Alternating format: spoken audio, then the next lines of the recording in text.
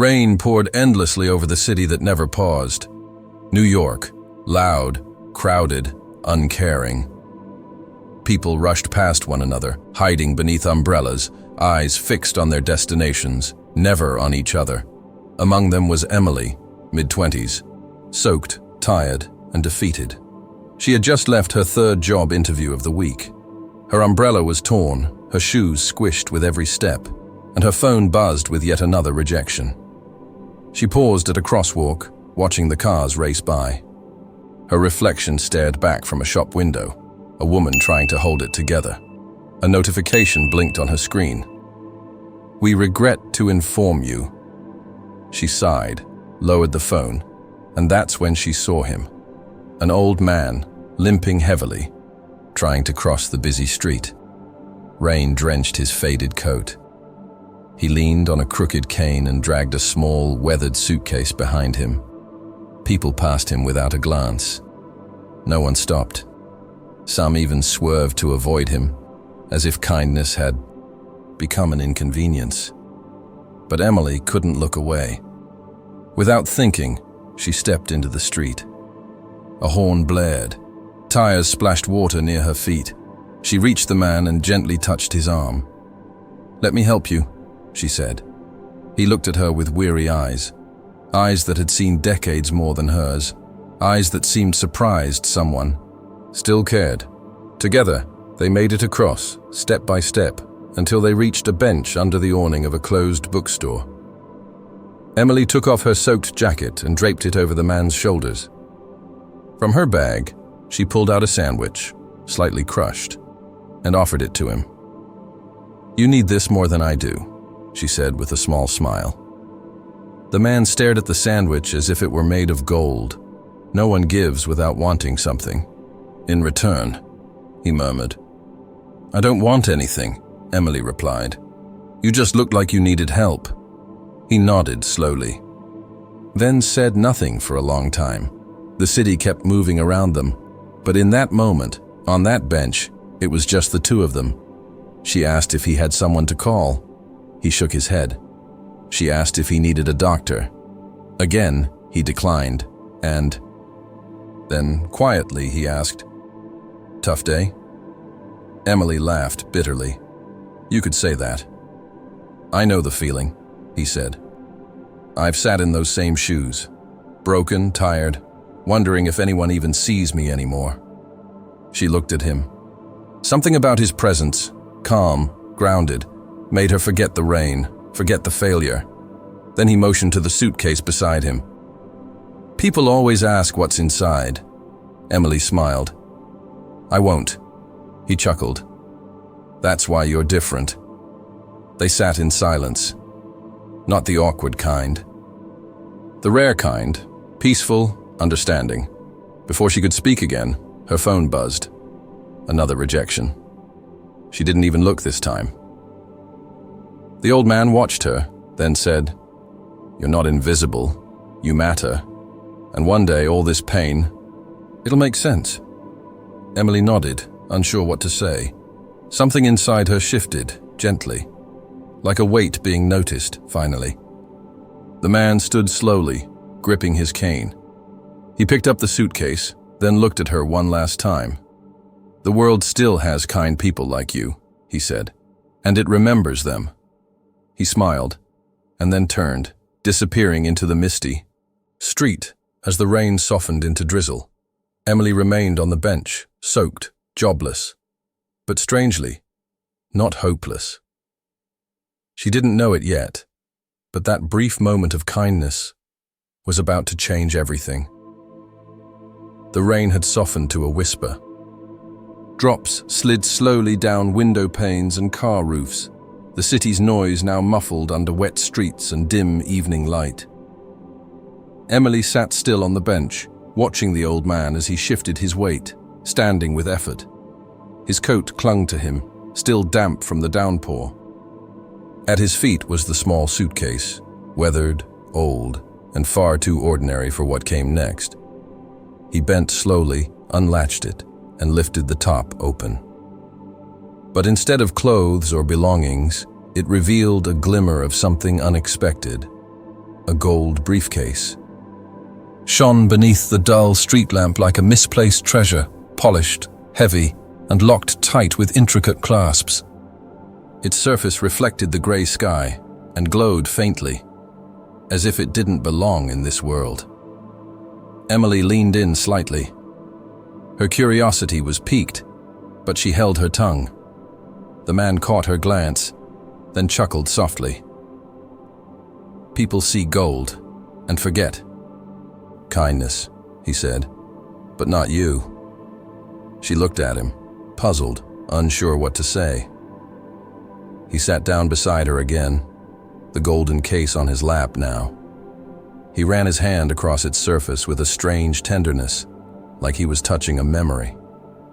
"You didn't ask," he said quietly. "And that's rare." Emily gave a faint smile. "Well, I figured if it mattered, you'd tell me." He turned his gaze toward the distant skyline, then back to her. "Do you have 10 more minutes?" he asked. "I have something important to tell you." Emily hesitated. She was cold, tired, jobless, and hungry. But something inside her, some invisible thread, tugged gently. She nodded. "Yeah, I have 10 minutes." He smiled, a deeper kind of smile. The kind that hides pain, wisdom, and 1,000 untold stories. He cracked open the briefcase just slightly. A few bundles of $100 bills peeked through, thick folders, envelopes sealed in wax, handwritten notes on old paper. And something else. Something just out of view. Emily caught her breath. "What is all that?" "What I've built," he said, "and what I want to give away." She blinked. "To who?" He looked directly into her eyes. "To someone who doesn't chase gold." Emily was silent. He leaned back, placing the case gently on the bench between them. "Do you believe in second chances?" he asked. She thought of her week, her months, all the doors that had slammed in her face, all the times she doubted herself. "I think I want to." He nodded. "Then listen." And so he began to speak. Not loudly, not dramatically, but with the weight of someone who had seen empires rise and fall, fortunes made and lost, and the value of one genuine human moment. His story wasn't just about money or success or failure. It was about redemption, loss, choices, kindness that had saved him once. And now, how he wished to return it before his time ran out. Emily sat there, the world fading around her. Rain slowed to occasional drips. Lights glowed from windows above. The gold briefcase remained unopened beside her, but its true weight, what it meant, began to unfold in his words. She didn't know exactly what would come next, but one thing was clear. This moment was no accident, and the briefcase was never really about the gold. The old man's eyes drifted away, beyond the rainy streets and glowing city lights. For a moment, his gaze seemed lost in memories. Memories heavy with years of pain, resilience, and hard-earned wisdom. Then, with a voice steady yet laden with emotion, he began to speak. "Not long ago," he said softly, "I was a very different man. A man who held the world in his hands, or at least that's how it seemed. I was the CEO of one of the largest investment firms in the country, a man of power, influence, and wealth. My life was the envy of many.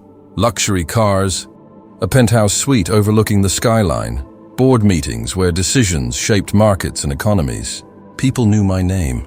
I had it all." He paused, the smile fading as the weight of that life pressed back into his voice. But that world, it wasn't as solid as it seemed. His eyes darkened with the memory. My own family. The people I trusted most, the very members of my board. They betrayed me. It was a betrayal so complete, so cold, that it shattered everything I had built. They orchestrated a coup behind my back, stripping me of my title, my wealth, and even my dignity. Overnight, I was cast out. a ghost in the very empire I had ruled. The rain outside softened, turning to a gentle drizzle, as if the city itself held its breath. Listening, I vanished from public view. For 3 years, no one knew where I was, what I was doing. It was as if I had ceased to exist, but I was alive. And in that silence I found something unexpected. I began to question not my power, but my humanity. He looked back at Emily, his gaze intense and searching. I wondered, does kindness still exist in this world? Has it been buried beneath greed and ambition? I decided I had to find out for myself. His voice dropped, full of quiet resolve. So, I created a test. He reached into the folds of his worn coat and pulled out an old, battered cane. It was the same one Emily had seen him limp along with tonight. He lifted an imaginary suitcase, mirroring the weight he had carried through city streets. I disguised myself. I became a homeless man, a broken stranger. I limped through the crowds, dragging an old suitcase, just like the one you saw tonight. I wore tattered clothes, the face of someone forgotten by the world. I wandered busy streets, seeking a simple thing, compassion. He shook his head slowly, as if recalling the loneliness of those days. But everywhere I went, I found only cold indifference. People hurried past me, eyes fixed on their phones or on distant destinations. Some crossed to the other side of the street, as if my existence was contagious. Others pretended I wasn't there at all. Not one person stopped to offer help. Not one person gave a kind word or a helping hand. The old man's voice trembled slightly, the pain of that isolation still fresh. I was invisible, a ghost in a city full of living souls. And yet I waited, hoping, believing that kindness still lived somewhere. He smiled faintly, his eyes softening as he turned back to Emily. Then, one rainy evening, I met you. Emily shifted on the bench, her heart pounding as the memory of that moment returned in vivid detail. You didn't hesitate. You didn't ask who I was or why I was struggling. You just saw a man in need and helped him, without a second thought, without a question. You didn't offer help for money, or fame, or recognition. You gave because it was the right thing to do. The old man's hands opened the gold briefcase wider, the faint glow reflecting on his weathered face. This briefcase isn't just filled with gold or money. It's a legacy, a fund I built over a lifetime, carefully hidden away for someone truly deserving. Someone who understands what it means to give without expecting anything in return. His gaze pierced Emily's as if searching for confirmation. I searched for years, testing strangers, hoping to find one person whose heart was pure. Someone who would help simply because they cared. He leaned forward, his voice gentle but firm. And I found that person in you. Emily's chest tightened with a mix of disbelief and gratitude. She never imagined a simple act of kindness, just offering an umbrella, a sandwich, a moment of her time, could ripple outward and touch a life so profoundly. The old man's eyes glistened. I've seen what people do when they think no one is watching. And you, Emily, helped a stranger with no thought of reward. That is why I trust you. That is why I chose you. The city's noise faded into the background, the honking horns, the chatter, the drizzle, all replaced by the quiet gravity of this moment. He took a deep breath and continued. This briefcase holds the future I want to pass on. Not just money or power, but a belief. A belief that there are still good people in this world. People who choose kindness over greed, who see the humanity in others. He placed the briefcase gently into Emily's hands, the weight both physical and symbolic. Now it is your turn. Your turn to carry this legacy forward, to keep kindness alive in a world that so desperately needs it. Emily felt tears welling up, not from sorrow but from something deeper, a connection, a purpose, and a hope that her small act could indeed change the world. The old man stood, steadier now, as if the burden of the past had finally lifted. "The test is over," he said softly, "and the gift is real." Emily nodded, her voice barely a whisper. "Thank you for believing in me." He smiled one last time, a man who had been lost but was now found, not by fortune or fame, but by the simple power of kindness. The rain had returned, gentle yet persistent, as if the city itself was being wrapped in a soft, silver veil. The streetlights flickered weakly against the wet pavement, casting long, shimmering reflections that danced and blurred with every ripple. Emily sat quietly on the cold, unforgiving bench, the weight of the gold briefcase heavy on her lap, not just in physical terms, but in everything it represented. The old man's gaze softened as he reached into the briefcase, his fingers moving slowly and deliberately. He carefully pulled out a thick, worn folder, the kind that spoke of importance and secrets. Handing it to Emily, his hands were steady but kind, carrying the gravity of what he was about to reveal. "This," he said quietly, "is more than just papers. It's a chance, a new beginning." Emily's fingers trembled as she peeled open the folder, her breath catching at what she saw inside. There, crisp and official, lay a check made out to her for $100,000.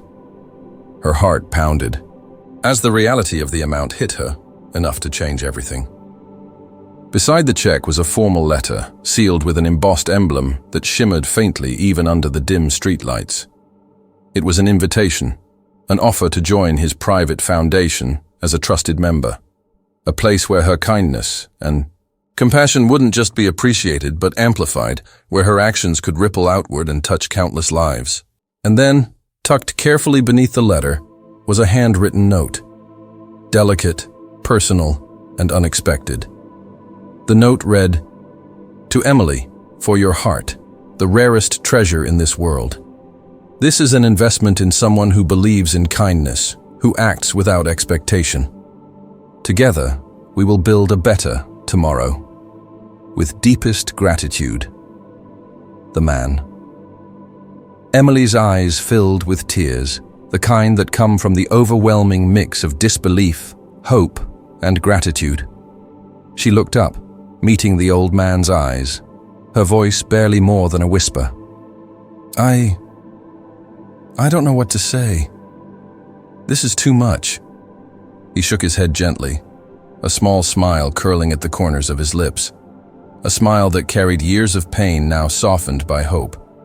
"No, Emily, it's not too much. It's exactly what you deserve." He paused, his voice dropping to a quieter, almost reverent tone. "You passed the test that no one else did." Her heart swelled, emotions crashing over her like the rain itself, a mixture of relief, pride, and a dawning sense of purpose. The journey that had brought her here, the quiet acts of kindness, the sacrifices she never spoke of, all of it had been seen, acknowledged. Without a word, she rose and wrapped her arms tightly around him. The old man returned the embrace. With equal warmth, two strangers bound by an unspoken understanding, two broken souls now healing together. As they pulled apart, a sleek black car rolled silently up to the curb. The engine purred low and steady, a quiet reminder that this night was far from ordinary. The old man looked at Emily one last time, nodding with calm dignity. "It's time for me to go. But remember, this is just the beginning." He walked to the car with measured steps, opened the door, and slid inside. The vehicle glided away smoothly, swallowed by the misty city streets, leaving Emily alone with the briefcase, the folder, and a future that suddenly felt both fragile and limitless. The rain continued to fall softly as Emily stood there, the cool droplets mingling with the tears on her face. Her mind raced with possibilities, not just because of the money or the prestigious invitation, but because of what it all meant. Her life was irrevocably changed. She took a deep breath, clutching the briefcase tightly, and began walking down the slick, empty street, each step carrying her further from what she had known and closer to what she was becoming. And as she moved forward into the unknown, a simple truth echoed in her heart. A truth that would stay with her forever.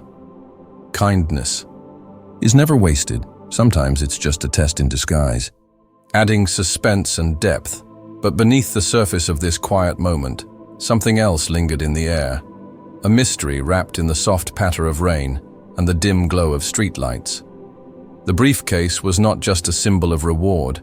It held a secret. A secret that Emily was only beginning to understand. The old man's eyes, as he stepped into the car, held a flicker of something unspoken.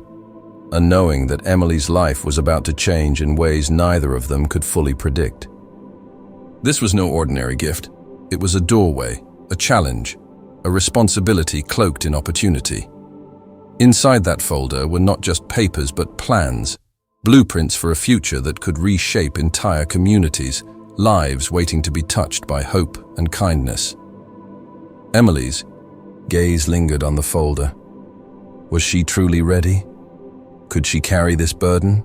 Could she rise to meet the expectations of a man who had seen through the facades and found her genuine heart? The city around her seemed to hold its breath. The rain's rhythm slowed, as if the world itself waited for the next chapter of her story to unfold. She quickened her pace, heart pounding with a mix of exhilaration and fear. The night was still young, and so was this chance, raw, fragile, and brimming with promise. Tonight was not just the end of a journey, but the first step of a new one. A path where kindness would no longer be a quiet act, but a force that could change everything. And as Emily disappeared into the misty streets, one thing was certain. The real test was just beginning.